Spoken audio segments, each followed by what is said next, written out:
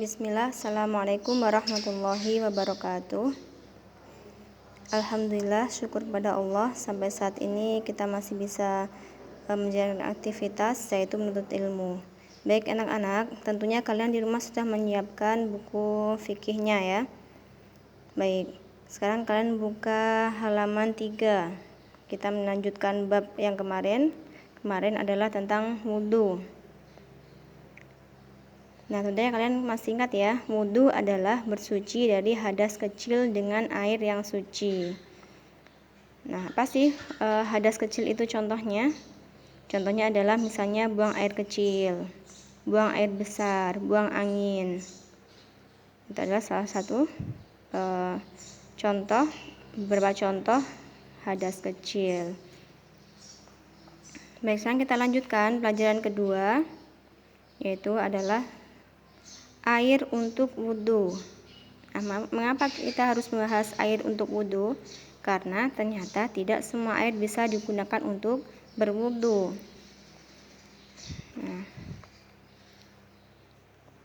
Nah, ketika mau berwudhu, kalian harus tahu apa air yang akan digunakan untuk berwudhu, karena ada kriterianya nanti. Air apa saja yang bisa digunakan untuk berwudhu. Baik, lihat ke paragraf kedua. Untuk berwudhu dapat menggunakan air sumur, air hujan, air laut, air mata air, es yang mencair, dan salju. Tetapi tidak boleh menggunakan yang sudah berubah warna atau bau atau rasanya, karena terkena najis. Misalnya seperti ini, misalnya yang berubah warna, misalnya karena penggemar susu coklat nih, mau wudhu airnya dicampur dengan susu coklat. Nah, berubahlah warnanya, maka itu tidak sah untuk digunakan untuk berwudhu.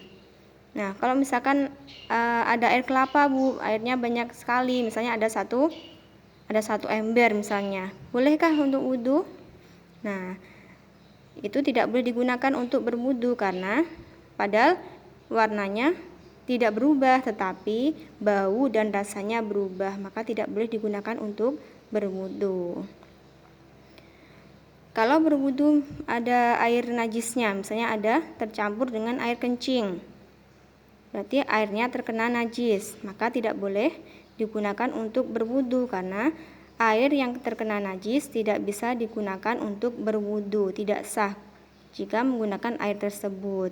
Nah, kalau wudhunya tidak sah, maka kalau dia melakukan sholat, maka sholatnya pun tidak sah juga. Nah, maka di sini yang harus kalian perhatikan adalah macam-macam air yang bisa digunakan untuk berwudhu. Yang pertama air sumur, yang kedua air hujan, yang ketiga air laut, yang keempat air mata air, dari sumber mata air maksudnya. Kemudian yang kelima adalah es yang mencair dan salju. Tapi syaratnya tidak boleh berubah warna, bau, dan rasanya. Kalau air laut kan airnya rasanya asin, boleh digunakan untuk berwudhu. Misalkan lagi liburan nih, terus kemudian pergi pesiar misalnya ya anak-anak ya. Nah, dia menggunakan air laut. Nah, itu boleh, wudhunya sah.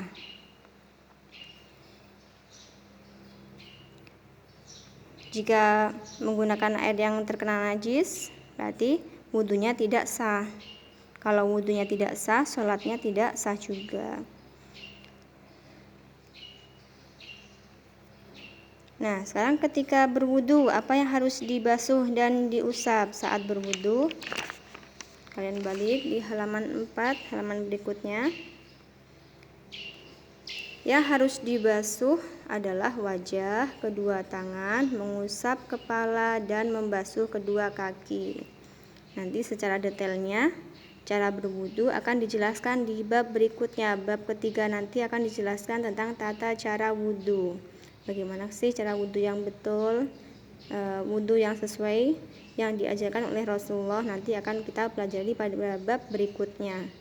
Nah, baik anak-anak, untuk bab kedua insya Allah cukup dari penjelasan Ibu. Nanti kalau ada yang kurang jelas bisa ditanyakan kembali. Wassalamualaikum warahmatullahi wabarakatuh.